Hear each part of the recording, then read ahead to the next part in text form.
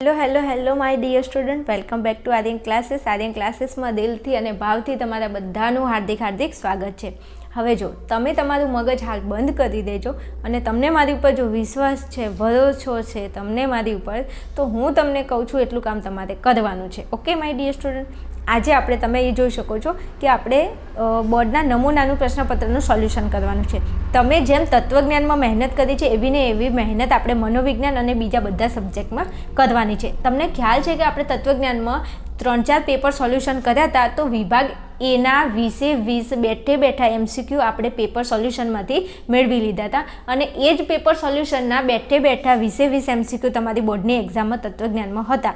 તો હવે અહીંયા પણ હું તમને એવું કહેવા માગું છું કે વિભાગ એ અને બીની તૈયારી આપણે ક્યાંથી કરીશું? તો વિભાગ એ અને બીની તૈયારી આપણે અહીંયા પૂછાઈ ગયેલા જે બોર્ડના પહેલાંના પેપર છે, જે ગઈ સાલના પેપરો છે, એ દરેક હું તમને 3 થી 4 પેપરનું જે સોલ્યુશન આપું એ પેપરનું સોલ્યુશન કરી લેશો એટલે વિભાગ એ અને બી માટે તમારે કોઈ જગ્યાએ વધારે ફાફા મારવાની જરૂર નથી.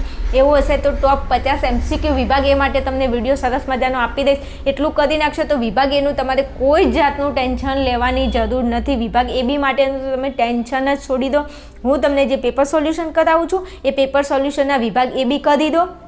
ટોપ 50 MCQ આપું છું એ કરી લો એટલે વિભાગ એ તમારો થઈ જશે. હવે વિભાગ ઈ માટે તકલીફ હશે તો વિભાગ ઈ માટે મેં સરસ મજાનો વિડીયો બનાવ્યો છે. તમને વિભાગ ઈના મોસ્ટ IMP ક્વેશ્ચન એનો વિડીયો તમને આપું છું, એટલું કરી લેજો તો વિભાગ ઈનું ટેન્શન મટી જશે. હવે વાત રહી C અને D, તો C અને D માટે મને થોડો ટાઈમ આપો. તમારી માટે ફટાફટ સરસ મજાનું હું વિભાગ C અને D માટેના મોસ્ટ IMP ક્વેશ્ચન આપું છું. ઓકે માય ડિયર સ્ટુડન્ટ, બીજું તમારે વિભાગ ઈ માટે તમારે જો ચેપ્ટર ભણવા છે એવું લાગે છે કે બેન ફટાફટ રિવિઝન કરાવી દો ને, તો તમે કોમેન્ટની અંદર જણાવજો. તમે જેટલો સપોર્ટ કરશો સામે એટલો સપોર્ટ તમને મળી રહેશે. અને મારા માટે એક સરસ મજાનું એક તમારું નાનું અમથું એવું દિલ મૂકી દેજો ને, તો હું રાજીના રેડ થઈ જાઉં. અને બધા વિદ્યાર્થીઓ કોમેન્ટ તો કરે જ છે સરસ મજાની, એના માટે બધાને દિલથી થેન્ક યુ. મારા તરફથી બધાને સેલ્યુટ છે હો ભાઈ, થેન્ક યુ વેરી મચ. ચાલો શરૂઆત કરવી છે આપણે વિભાગ એની. હવે વિભાગ એની અંદર તમને ખબર છે કે 20 માર્ક્સના MCQ પૂછાય છે. એક પ્રશ્નને વ્યવસ્થિત તૈયાર કરી લેજો. ક્યાંક ને ક્યાંક આમાંથી જ તમને પ્રશ્નો તમારા વિભાગ એના પ્રશ્નો તમને બોર્ડમાં જોવા મળી શકે છે. ઓકે માય ડિયર સ્ટુડન્ટ, ચાલો પ્રશ્ન નંબર 1 છે, ધ્યાનની જનની તરીકે કોને ઓળખવામાં આવે છે? આ ચવાઈ ગયેલો પ્રશ્ન છે હો. શું છે? ચવાઈ ગયેલો પ્રશ્ન છે. જો પરીક્ષામાં પૂછાઈ જાય તો તમને મારા શબ્દો યાદ આવવા જોઈએ કે બેને એવું કીધું તો આ તો ચવાઈ ગયેલો પ્રશ્ન છે. તો ધ્યાનની જનની તરીકે કોને ઓળખવામાં આવે છે? તો ધ્યાનની જનની તરીકે રસને ઓળખવામાં આવે છે. Right my dear student? Okay, ચલો આગળ જવું છે. તો પ્રશ્ન નંબર 2 છે, ત્વચા દ્વારા કેટલા પ્રકારના સંવેદનનો અનુભવ થાય છે? તો ત્વચા દ્વારા કેટલા પ્રકારના સંવેદનનો આપણને અનુભવ થાય છે? તો ત્વચા દ્વારા 4. ત્વચા પાછળ ચા આવે છે, ચા એટલે ચા પીવાની ચા નહીં, પણ ચા ઉપરથી યાદ રહી જશે 4. જો હવે આવું અલગ પાડીને હું તમને સમજાવું તો પરીક્ષામાં પૂછાય તો તમને આવડે કે ન આવડે. બેને એમ કીધું તું ત્વચા પાછળ ચા આવે છે તો મતલબ જવાબ 4થી ચાલુ થાય. ઓહો, સેલ્યુટ. પછી એ વખતે તમને હે ને આમ તમે મુસ્કુરાવા માંડો કે આ બેને કીધું હતું ને, યાદ આવી ગયો બેન, મજા આવી ગઈ. મનમાં બેનને થેન્ક યુ કહી દેતા હશે ઘણા. અને બધાએ મને પેપર સોલ્યુશનની અંદર આમ બધી કોમેન્ટો કરી છે ને એ બધા માટે તો થેન્ક યુ છે હો ભાઈ. ચલો પ્રશ્ન નંબર 3માં, માનસિક વય ગણતરી વખતે કસોટીના દરેક સાચા ઉત્તર દીઠ કેટલા માસની માનસિક વય ગણવામાં આવે છે? તો અહીંયા તમારો જવાબ આવશે 2. ઓકે, ચલો પછી પ્રશ્ન નંબર 4, પ્રતિભા સંપન્ન બાળકનો બુદ્ધિ આંક કેટલો હોય છે? હવે આ બી ચવાઈ ગયેલો પ્રશ્ન છે ને, છે કે નહીં? ઘણી વાર પરીક્ષામાં પૂછાઈ ગયો છે તો તમને યાદ તો રહેવું જોઈએ. કેટલો આવશે? 130થી વધુ. ઓકે, જવાબ આવશે 130થી વધુ. ચાલો આગળ વધવું છે ફટાફટ. પ્રશ્ન નંબર 5, મનોવલણો જન્મજાત નહીં પરંતુ કેવા હોય છે?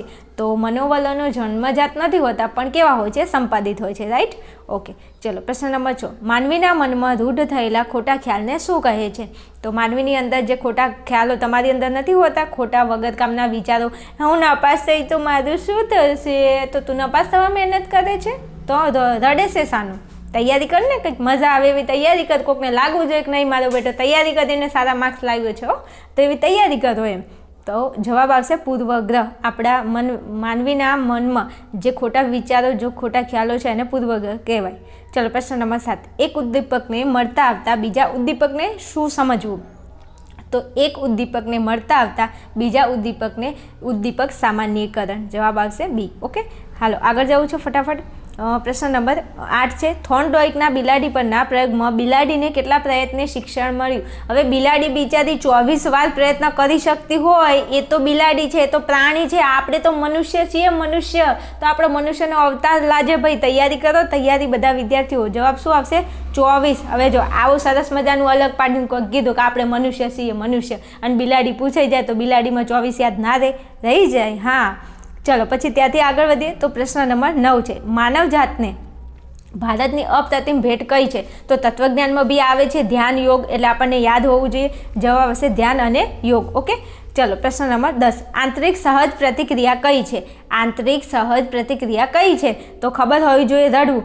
તમને ખબર છે કે આપણને વાતે ને વાતે કયું આપણને કોઈ બોલી જાય ને ઊંચા અવાજે તો આપણને રોવાનું આવી જાય, તો આ સહજ પ્રતિક્રિયા છે. હા, તમે રડતા નહીં હો પાછા, મારું પેપર ખરાબ જો, એક પ્રશ્ન ભૂલી ગયો. હવે રડ્યા વગર જેની તૈયારી કરવાની છે ને એ કામ કરો. ચલો પછી છે પ્રશ્ન નંબર 11, હિમશિલાનું ઉદાહરણ કયા ખ્યાલ સાથે સંબંધિત છે? તો હિમશિલાનું ઉદાહરણ ચેતન અચેતન મન. જવાબ આવશે ડી. ઓકે, ચલો પ્રશ્ન નંબર 12, આંતરરાષ્ટ્રીય સ્તરે માનસિક લક્ષણોનું વર્ગીકરણ કઈ સંસ્થા દ્વારા કરવામાં આવે છે, દર્શાવવામાં આવે છે? તો આ પણ પ્રશ્ન આપણને આવડવો જોઈએ. મોસ્ટ આઈમ્પી ક્વેશ્ચન છે, WHO. ઓકે, ચલો પ્રશ્ન નંબર 13, સલાહ પ્રક્રિયાના સોપાનો કયા મનોવૈજ્ઞાનિકે દર્શાવે છે? શું કીધું છે? સલાહ પ્રક્રિયાના સોપાનો કયા મનોવૈજ્ઞાનિકે દર્શાવે છે? તો જવાબ આવશે બ્રોમર અને સોસ્ટ્રોમ. ચાલો ત્યાંથી આગળ વધ્યું છે તો પ્રશ્ન નંબર 14 છે, મહર્ષિ મહેશ યોગી દ્વારા કયા ધ્યાનનો પ્રસાર થયો છે? મહર્ષિ મહેશ યોગી દ્વારા. તો જવાબ આવશે ભાવાતીત. ઓકે, ચલો પ્રશ્ન નંબર 15, સંઘની ભાવના શેમાં વધારે જોવા મળે છે? તો સંઘની ભાવના શેમાં વધારે જોવા મળે છે? ગીચતામાં. ચલો પ્રશ્ન નંબર 16, રેફ્રિજરેટરમાં કયા વાયુનો ઉપયોગ થાય છે? 1000% મોસ્ટ આઈમ્પી ક્વેશ્ચન છે ભાઈ. CFC. CFCનું પૂરું નામ શું થાય? ક્લોરોફ્લોરોકાર્બન. 10મા ધોરણની અંદર જો વિજ્ઞાન ભણ્યા હોય તો ખબર પડે, ઓઝોન સ્તરની અંદર ગાબડા પડે છે, ખબર છે? સૂર્યના પારજાંબલી કિરણો આપણી ચામડી ઉપર પડે તો આપણા ચામડીનું કેન્સર થાય છે, એને રોકવા માટે ઓઝોનનું એક સ્તર છે, અને ઓઝોન સ્તરના ભંગાણમાં સૌથી વધારે CFC ક્લોરોફ્લોરોકાર્બન જવાબદાર છે. ઓકે, હવે એમ ના કહેતા બેન અમારે કે વિજ્ઞાન ભણવાનું છે, પણ આ તો આવ્યું છે તો કહી દીધું. ઓકે ઓકે, ચાલો આગળ જઈએ તો પ્રશ્ન નંબર 17, 2 અથવા 2થી વધુ વ્યક્તિઓ વચ્ચેની મોઢામોઢની વાતચીત એટલે શું? જો પ્રશ્નને બરોબર સમજશો. 2 અથવા 2થી વધુ વ્યક્તિઓ એટલે એક વ્યક્તિ હોય અથવા 2 હોય, 2થી વધારે વ્યક્તિ હોય, એ ફેસ ટુ ફેસ. કેવું? Face to face. તમે નથી કહેતા બેન ફેસ રિવાઇવલ કરો ને, ફેસ ટુ ફેસ ભણાવો ને, તો આજે ફેસ ટુ ફેસ વાતચીત કરે એને શું કહેવાય? તો એને કહેવાય મુલાકાત. શું કહેવાય? મુલાકાત. એક મુલાકાત જરૂરી હૈ સનમ, એક મુલાકાત મુલાકાત મુલાકાત. બસ હવે આ એટલું બરોબર છે, એટલે હવે યાદ રહી જશે ને. જો પરીક્ષામાં પૂછાય ને તો યાદ રાખજો, મુલાકાત. 2થી વધુ વ્યક્તિઓ વચ્ચેની વાતચીત થાય ફેસ ટુ ફેસ, તો એને મુલાકાત કહેવાય. Right my dear student. ચલો પ્રશ્ન નંબર 18, જે સાધન દ્વારા વિજ્ઞાપનનો ફેલાવો થાય તેને વિજ્ઞાપનનું શું કહેવાય છે? તો તેને વિજ્ઞાપનનું માધ્યમ કહેવાય છે. ઓકે, ચલો પ્રશ્ન નંબર 19, મનોવિજ્ઞાનની એક શાખાને વિધાયક મનોવિજ્ઞાન એવું નામ કોણે આપ્યું છે? તો જવાબ શું આવશે આપણો? માર્ટન. ક્યાં ગયા ભાઈ માર્ટન? આ રહ્યા, માર્ટિન સેલિગમેને. ચલો પછી પ્રશ્ન નંબર 20, બિનશાબ્દિક સંકેતોને પારખવામાં કોણ વધુ કુશળ જોવા મળે છે? તો આ બિનસાંકેતિક જે સંકેતો છે ને, સંકેતોને પારખવા માટે યાદ રાખશો સ્ત્રીઓ. કોણ આવશે જવાબમાં? સ્ત્રીઓ. સ્ત્રી નહીં લ્યા, સ્ત્રીઓ આવશે. હા એમ તમે કેમ સ્ત્રી કરો છો? આમ અમારી થોડી ઇજ્જત તો કરો ભાઈ. ચલો હવે વિભાગ બી ઉપર જઈશું. વિભાગ બીની અંદર અહીંયા પ્રશ્નો જે છે એના જવાબો હું તમને મૌખિક થોડા આપી દઉં છું. તો પ્રશ્ન નંબર 21 છે, સંવેદનના પ્રકારો કેટલા છે? આ તો ચવાઈ ગયેલો પ્રશ્ન, ખરો ખોટો? હા, જેમ આપણે તાર્કિક કારકો કેટલા હતા? 5 હતા. તો સંવેદનના પ્રકારો કેટલા છે? તો 5 છે. ઓકે, ચલો પ્રશ્ન નંબર 22, પ્રયત્ન અને ભૂલોનો પ્રયોગ કોની ઉપર કર્યો? આ પ્રયત્ન અને ભૂલનો જે પ્રયોગ હતો એ કોણે કર્યો હતો અને કોના ઉપર કર્યો હતો? તો આપણને ખબર છે થોર્નડોઇકે કર્યો હતો. કોને? થોર્નડોઇકે. અને કોની ઉપર કર્યો હતો? બિલાડી. કોની લાડી? બિલાડી. હવે આ યાદ રહી જવું જોઈએ. બિલાડી. કોની લાડી? થોર્નડોઇકની નહીં, બિલાડી. ઓકે, થોર્નડોઇકની બિલાડી. આવું યાદ રાખવાનું. શું? થોર્નડોઇકની બિલાડી. આપણે બધા કૂતરા નથી પડતા, મારો લાલ્યો કૂતરો, મારો ભૂદિયો કૂતરો. આપણે એવું યાદ રાખી લેવાનું કે થોર્નડાઇકની બિલાડી. ઓકે, ચલો પછી આગળ જવું છે પ્રશ્ન નંબર 23 ઉપર. બુદ્ધિ આંકનું સૂત્ર જણાવો. તો બુદ્ધિ આંકનું સૂત્ર અહીંયા તમને આ બી જો ચવાઈ ગયેલો પ્રશ્ન છે, મોસ્ટ આઈમ્પી ક્વેશ્ચન છે એટલે તૈયાર કરી લેજો. બુદ્ધિ આંકનું સૂત્ર થશે, લખું છું અહીંયા, બુદ્ધિ આંક બરાબર માનસિક વય, બોલું છું એટલે સાંભળજો, માનસિક વય ભાગ્યા શારીરિક વય ગુણ્યા 100. એટલે તમે બાજુમાં ગુણ્યા કરીને લખજો. ઓકે, ફરી બોલી દઉં છું, બુદ્ધિ આંક બરાબર માનસિક વય ભાગ્યા શારીરિક વય ગુણ્યા 100. Okay my dear student. બીજું તમને કહી દઉં છું, ખાસ ડરવાની કોઈ જરૂર નથી, છોતરા પાડી દઈશું. જેમ તત્વજ્ઞાનમાં જેવી તૈયારી કરી છે એવી ને એવી મનોવિજ્ઞાનમાં તૈયારી કરી છે. ખાલી મેં તમને કીધું એટલું કરતા જાઓ. શું ના આવડે? તેરા દિયાન કિધર હે, એ તેરી મેડમ ઇધર હે.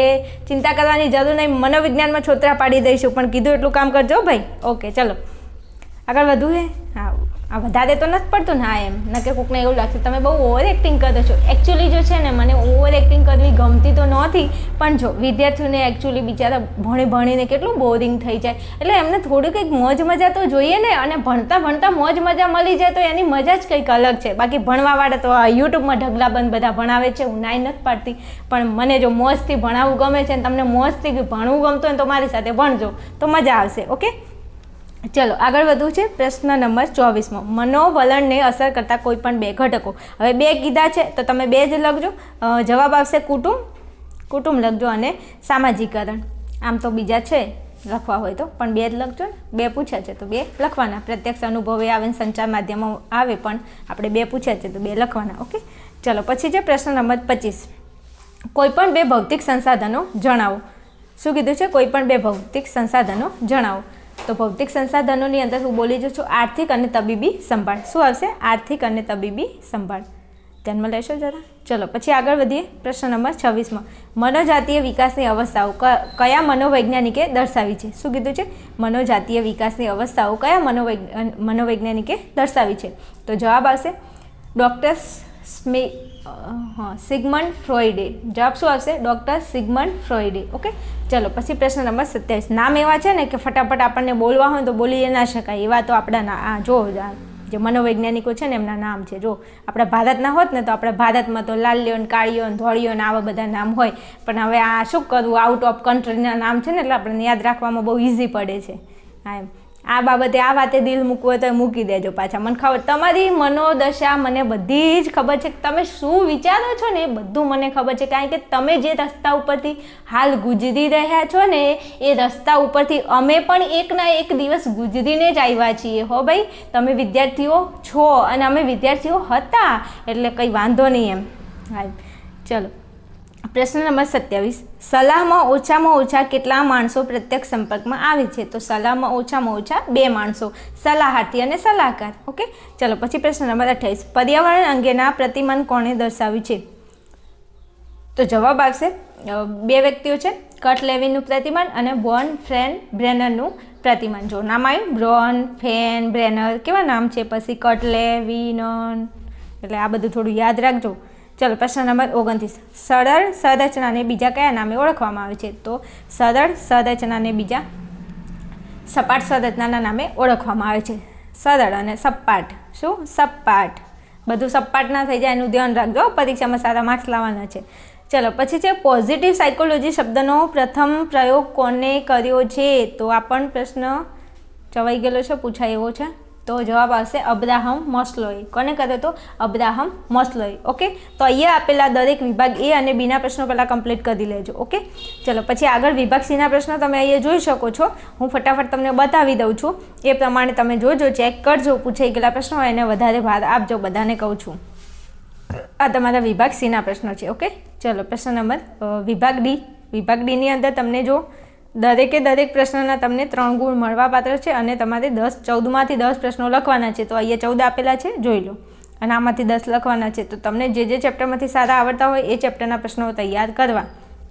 ચાલો વિભાગ ઈમાં તો મેં તમને સમજાવી જ દીધું છે કે પહેલા ચેપ્ટરમાંથી 2 પ્રશ્નો છે, પછી બીજા ચેપ્ટરના 2 પ્રશ્નો છે, ત્રીજા ચેપ્ટરનો 1 પ્રશ્ન છે અને 8મા ચેપ્ટરનો પ્રશ્ન છે. તો અહીંયા તમને જે સારું ચેપ્ટર, એમાં બીજું ચેપ્ટર તો આપણે કરવાનું 1000% કરવાનું. પહેલું ચેપ્ટર કરવાનું જ છે બધાએ, પણ હવે ત્રીજું ચેપ્ટર અને 8મું ચેપ્ટર, એમાં 8મું તો કરવાનું છે. ત્રીજું ચેપ્ટર ખાલી આપણે સાઈડમાં થોડું રાખીએ છીએ. જેને ત્રીજું ચેપ્ટર કમ્પ્લીટ આવડતું કોઈ ટેન્શન જ નથી, કરીને જ જજો. ઓકે, ચલો આ તમારું વિભાગ ઈ હતો. અહીંયા આપણું પેપર સોલ્યુશન પૂરું કરું છું. હજુ 1 થી 2 પેપર સોલ્યુશન નાખું છું, એટલું જોઈ લેજો, એટલે વિભાગ એ બીનું ટેન્શન તમારું મટી જશે. અને પછી વિભાગ ઈની તૈયારી કરાવી દઉં છું તમને. ખાલી માત્ર ને માત્ર સી અને ડીનું તમને ટેન્શન રહેશે, એનું પણ આપણે કંઈક કરીએ છીએ planning. Okay my dear student, થોડો સપોર્ટ સહકાર કરતા રહેજો તો કંઈક વધારે મજા આવશે. ચલો મળીશું નેક્સ્ટ વિડીયોમાં. ત્યાં સુધી જોતા રહેશો આર્યન ક્લાસીસ.